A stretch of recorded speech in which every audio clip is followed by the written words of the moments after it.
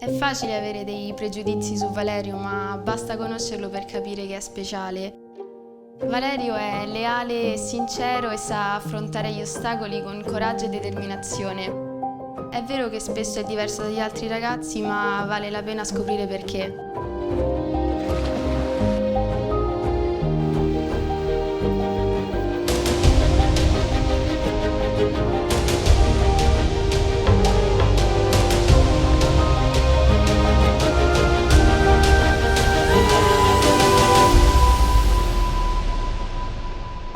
Valerio ha delle doti caratteriali speciali, è presente e attento alle esigenze della persona che ha di fronte.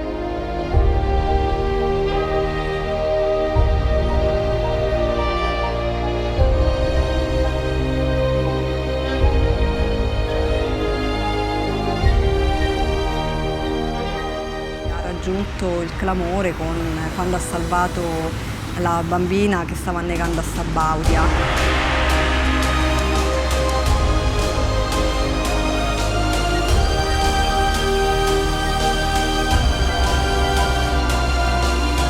Mio figlio è stato vittima di un episodio di cyberbullismo.